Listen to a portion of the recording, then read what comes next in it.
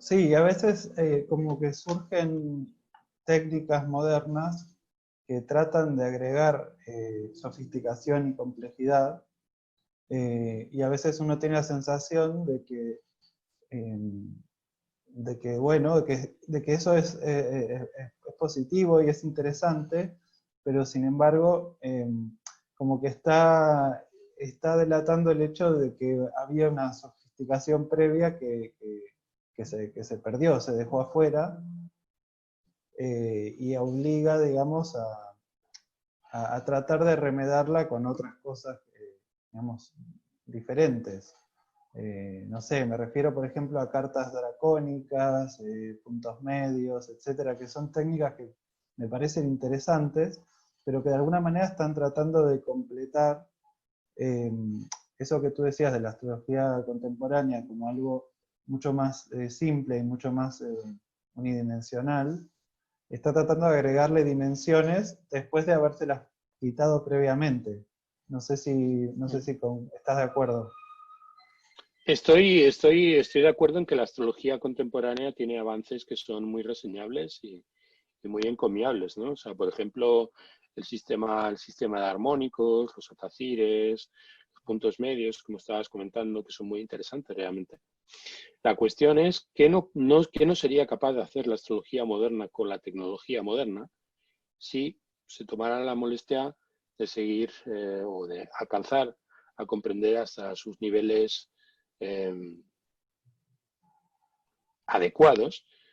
Si se dedicara a alcanzar, si tratara de alcanzar un nivel competente en cuanto al desarrollo que tenía la astrología en tiempos grecorromanos o que tenía en tiempos de los árabes, ¿no? ¿Qué no Claro. podría hacer? Pero que me vengo a referir que es algo que solamente ocurre en la astrología por lo que se ve. O sea, desde el punto de vista de las matemáticas, desde el punto de vista de la filosofía, desde el punto de vista de las más diversas disciplinas, todos los avances se producen a partir de la comprensión de lo que implican los conocimientos procedentes del nacimiento de esas respectivas disciplinas. Y no hay por parte de los matemáticos ningún reparo en tratar de entender las fuentes de las matemáticas y comprender las bases a la hora de establecer nuevos progresos. Entonces, el principal problema que tenemos en la astrología es que tratamos de ser innovadores antes de saber de dónde venimos. Claro. Cual es algo que evidentemente no nos va a llevar a ningún lugar interesante, sino Claro, todo lo sí, contrario. sí, para mí, mi sensación actual es un poco eso, como que, a ver, entender la astrología tradicional no significa renunciar a hacer no significa renunciar a hacer cualquier tipo de innovación, Desde luego. eh, sino simplemente, bueno, entender las bases de lo que estamos usando ahora en toda su complejidad. Y después cuando digamos, si uno innova, puede innovar realmente con más conocimiento de lo que está haciendo, de si lo que está haciendo ya fue hecho de otra manera o no, digamos, y qué es lo que uno está agregando sobre el sistema que ya existía. Efectivamente, si quieres hacer astrología junguiana, genial. O sea, haz astrología junguiana, pero antes de hacer astrología junguiana, haz astrología. Y Claro, luego ponle lo que quieras. O sea, luego ponle, no sé, prepara unas tortitas, quieres hacer unas tortitas con mermelada, quieres hacer unas tortitas con Nutella, quieres hacer unas tortitas de una determinada manera, primero haces las tortitas y luego le pones la salsa, ¿no? claro. Sí, sí. Yo la verdad que Entonces, estoy de acuerdo en eso y creo que, a ver, como que puede ser que haya cierto reparo o rechazo a meterse en la astrología tradicional como si eso supusiera renegar de todos los avances posteriores.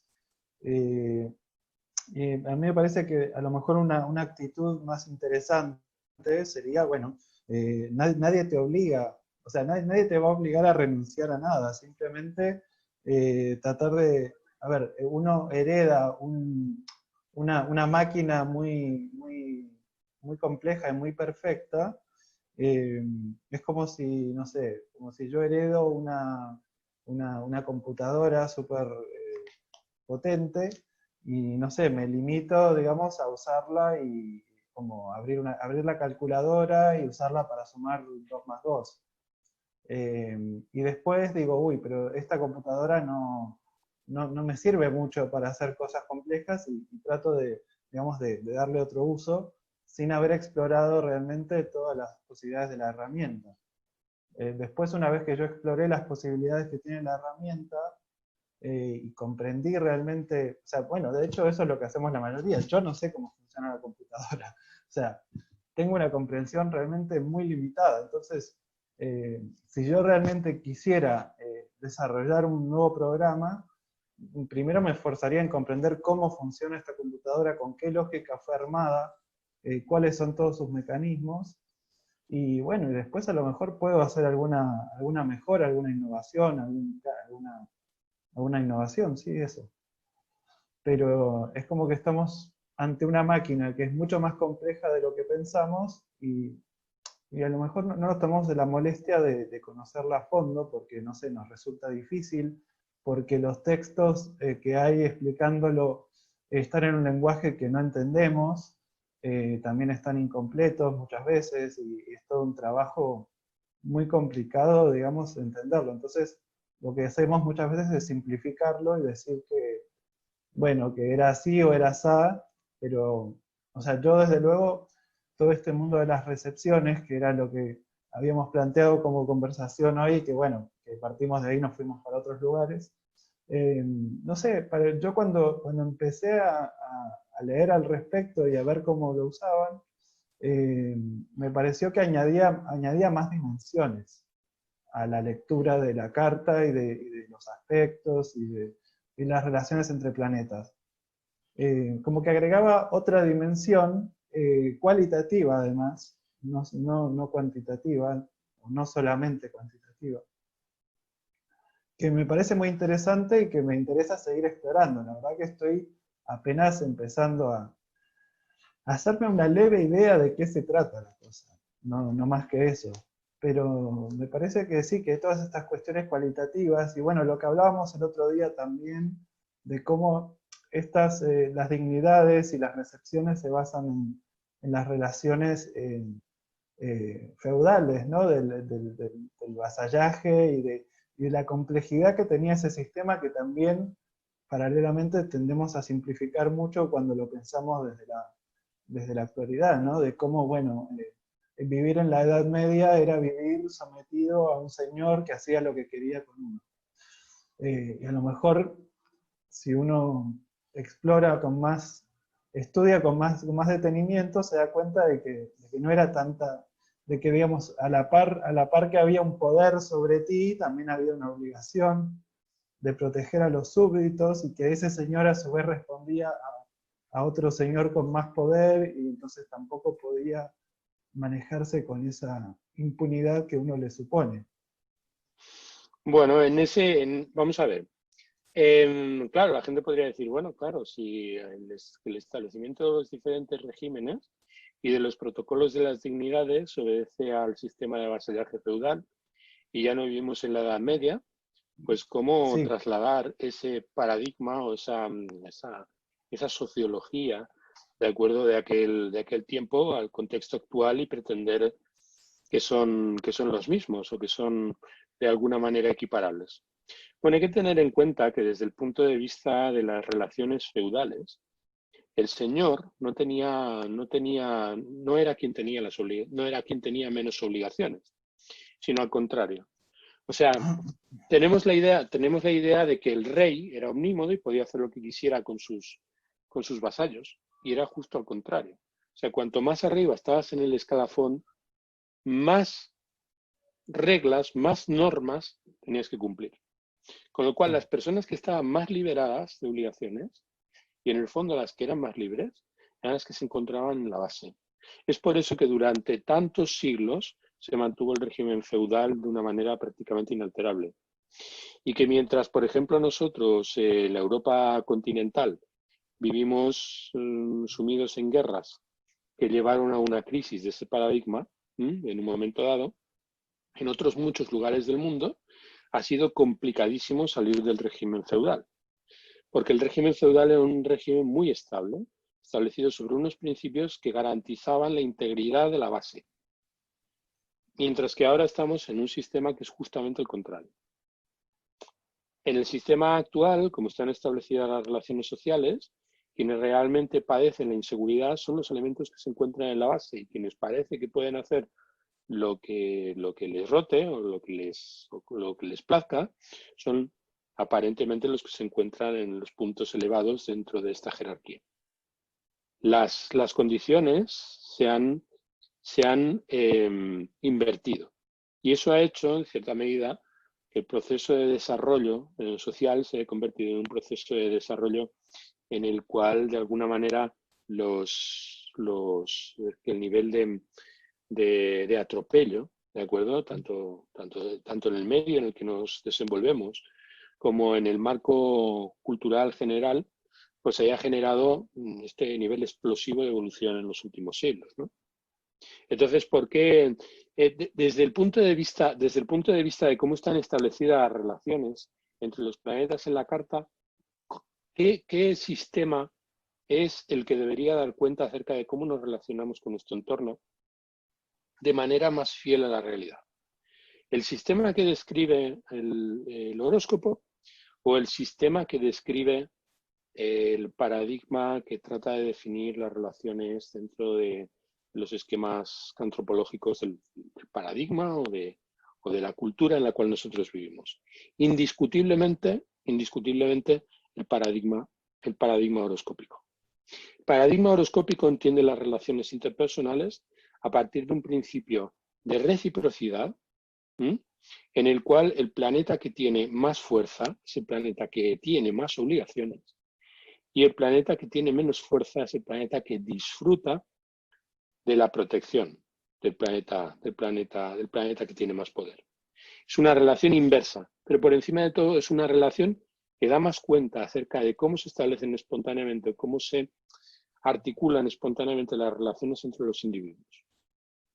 Quiere decirse que este sistema de respeto, este sistema protocolario establecido entre los diferentes elementos en función de los testimonios en la carta, en los diferentes signos, a través de lo que representan las dignidades, da cuenta mucho más profundamente de la manera que tenemos de relacionarnos los modernos que el tipo de explicaciones que damos en general acerca de nuestra recíproca interrelación. O sea, la dinámica vincular, ¿de acuerdo? De la que habláis, bueno, de la que se habla mucho, de acuerdo en términos de la astrología contemporánea, es una dinámica vincular muchísimo más rica sobre los esquemas de estos supuestos niveles jerárquicos medievales que desde la visión contemporánea.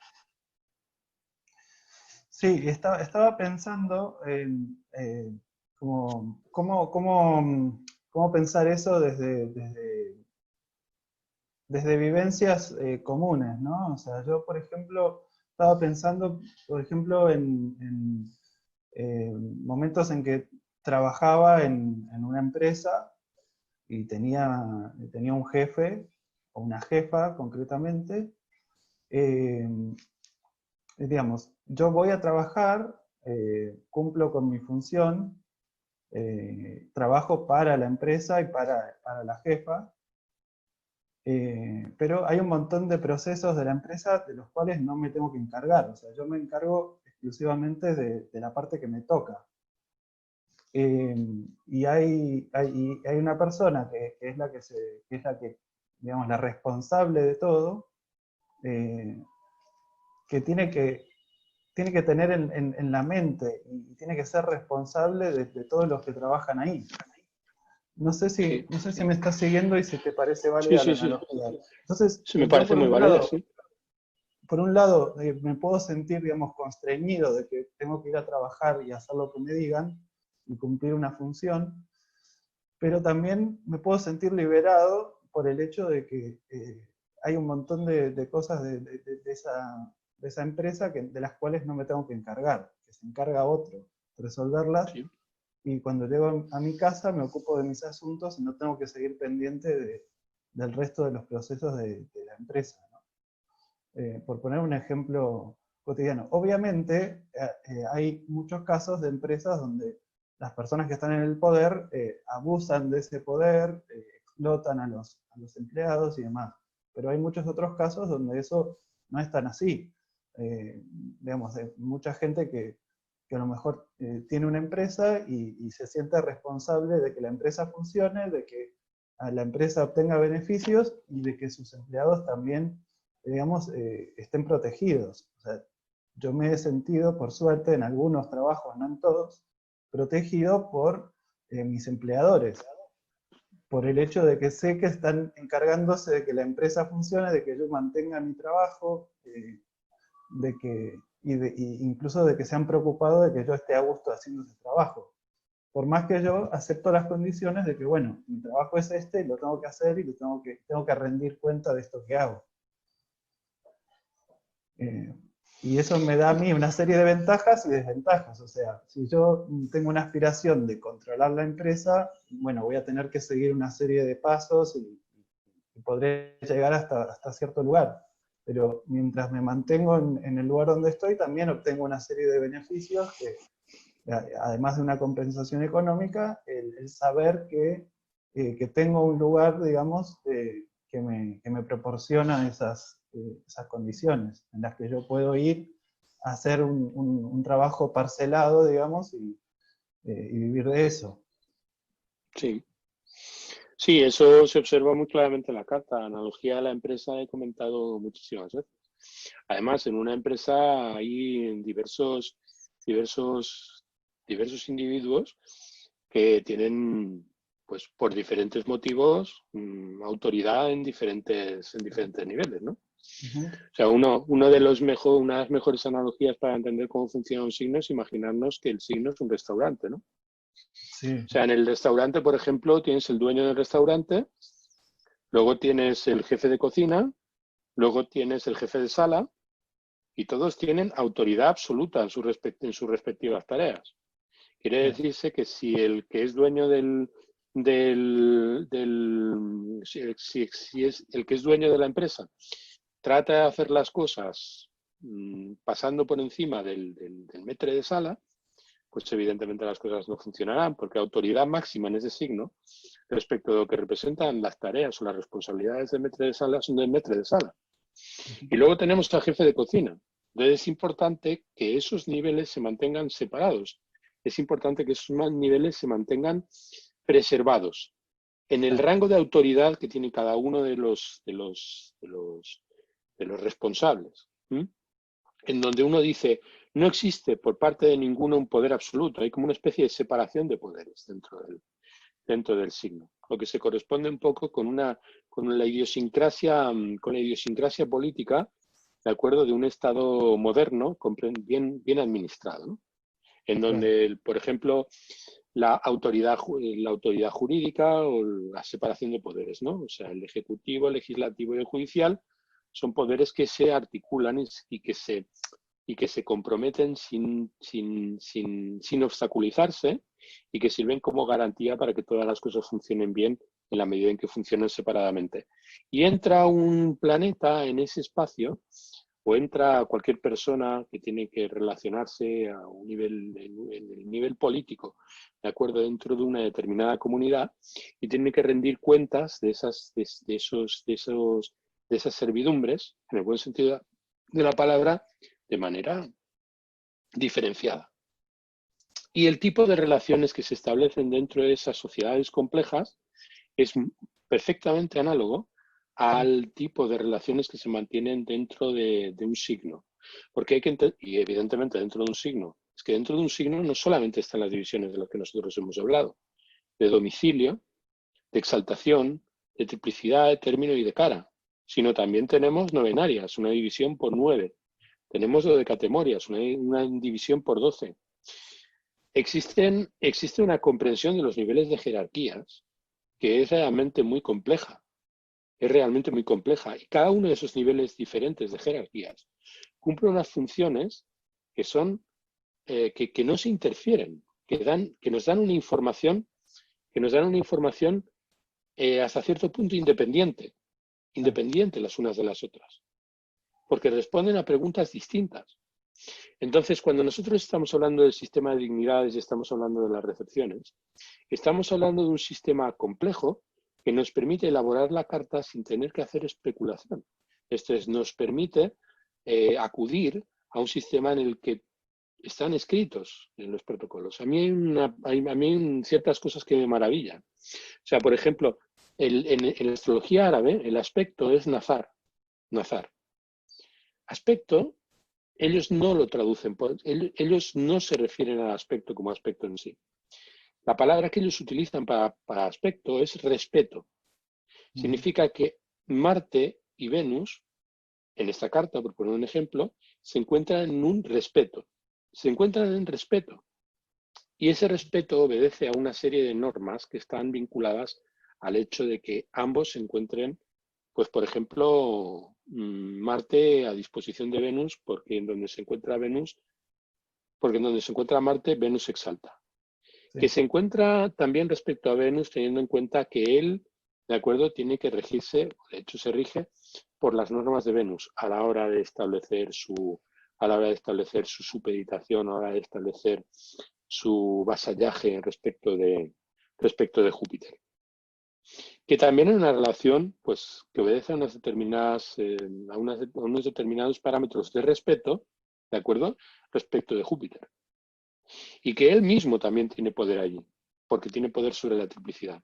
Todos esos diversos niveles, entendiendo lo que representan cada uno de esos planetas, la función que cumplen en la carta, sobre todo una cosa de la que no hemos hablado, pero que ya de por sí es un sistema de interpretación lo bastante sofisticado para dar a luz toda una carta con todos sus contrastes y con toda la belleza y complejidad requerida para que la carta se sostenga por sí misma, que es el tema de las dignidades no esenciales, sino de las dignidades accidentales, ¿no?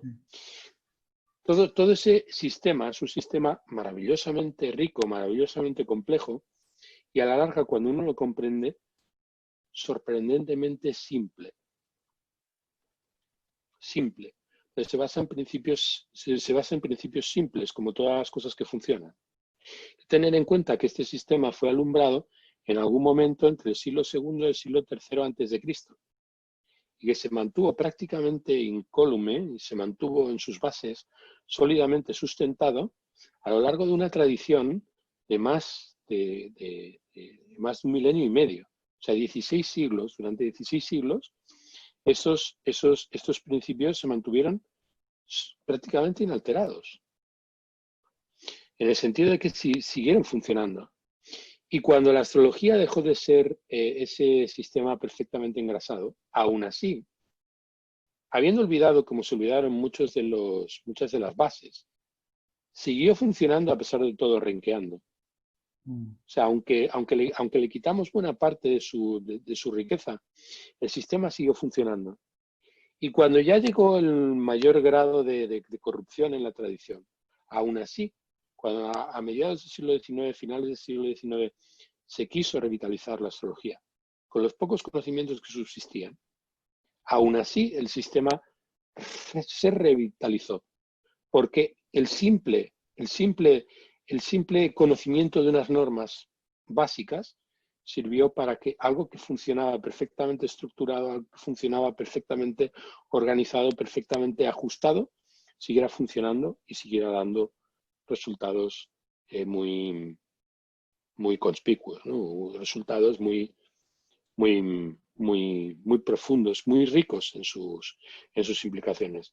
La astrología en todas sus formas, la astrología moderna, en sus múltiples ramas, la astrología barroca, la astrología renacentista, la astrología medieval, la astrología grecorromana, funciona en todos y ha funcionado en todos sus niveles.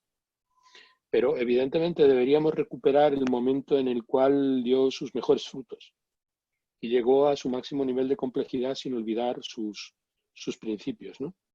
El sistema de recepciones, el sistema de jerarquías, a partir de las dignidades esenciales, es probablemente una de las mejores vías para penetrar en este espacio. No es la única, ni creo que debería ser la primera. Yo creo que se deberían valorar otros elementos dentro del sistema, dentro de la técnica horoscópica antigua, antes que el sistema de las dignidades esenciales y el sistema de las recepciones. Pero el sistema de las recepciones, desde el primer momento que uno siquiera atisba sus posibilidades, es un mecanismo de convicción muy poderoso para cualquiera que quiera adentrarse en este mundo, ¿no? En este mundo, en el mundo de la astrología, voy a decir una palabra que a lo mejor te puede sorprender, ¿no? Astrología arquetipal, ¿no? O sea, en el curso de Robert Zoller de astrología tradicional, una de las primeras lecciones es el arquetipo, en donde define las bases del arquetipo del zodiaco. Él habla, el zodiaco no es un conjunto de arquetipos, es un arquetipo, es un arquetipo, es un organismo y funciona como todos los organismos, no es una maquinaria. Funciona de manera orgánica y todos los elementos dentro de ese sistema orgánico tienen un proceso metabólico y tienen una estructura que nace de una semilla y crece como una planta. Entonces, si nosotros queremos comprender cómo funciona esa planta, debemos ir hasta el corazón de la semilla, hasta el corazón de su semilla, porque es de ahí de donde brota todo su poder vivificante, ¿no? Bien. Muy elocuente esto que comentás. Te quería preguntar, ya que estamos, si tú estudiaste o sea, te formaste de manera exclusivamente autodidacta a partir de la lectura de textos antiguos, o si tuviste algún maestro, profesor, ahora mencionabas a Robert Soler. No sé digamos, si formalmente digamos, te formaste con alguien. Me pregunta, vamos a ver, yo estudié filosofía. ¿M? Sí. Estudié filosofía hace ya muchísimos años y estudié básicamente filosofía antigua al principio. ¿M?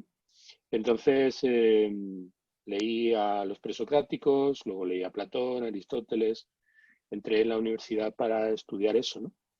Entonces yo tenía un profesor que me dijo que una de las mejores maneras para tratar de entender la cosmología antigua era leer a Ptolomeo. Entonces yo empecé leyendo a Ptolomeo en la universidad en aquellos tiempos, hace muchísimos años, tratando de comprender el sistema tolemaico. Entonces yo provengo de una familia, mi padre era profesor de ciencias, mi madre era maestra de escuela, mi madre es maestra, ahora está jubilada, ¿no? Pero fue maestra durante mucho tiempo y mi padre pues fue catedrático de instituto. Entonces, yo provengo de un ambiente muy positivista, provengo de un ambiente hasta cierto punto ilustrado y había una reacción, o había una manera de ver o de entender lo que era la astrología pues bastante crítico, ¿no? Entonces, mi primer acercamiento a la astrología fue un acercamiento prácticamente filológico-arqueológico y a través de textos clásicos.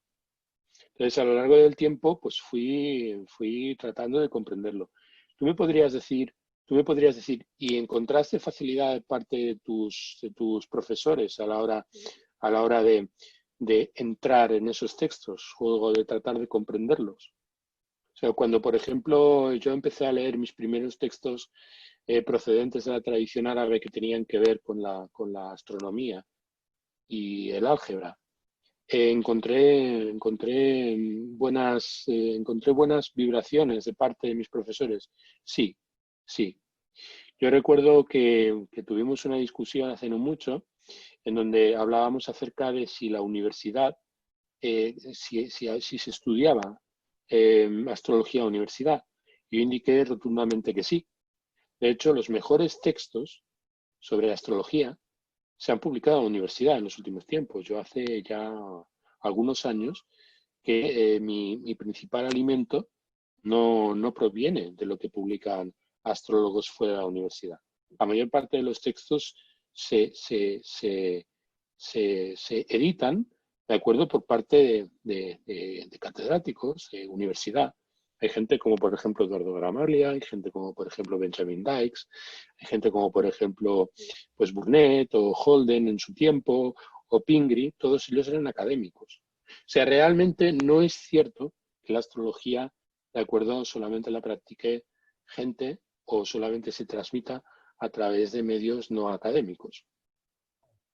Entonces, cuando tú me preguntas, maestros en cuanto a lo que representan astrólogos en ejercicio, pues he tenido compañeros, ¿m? He tenido compañeros y ahora en estos momentos más todavía, en que por suerte podemos acercarnos los unos a los otros y no existe esa especie de, de, de, de actitud vergonzante ante lo que representa dedicarse a la astrología.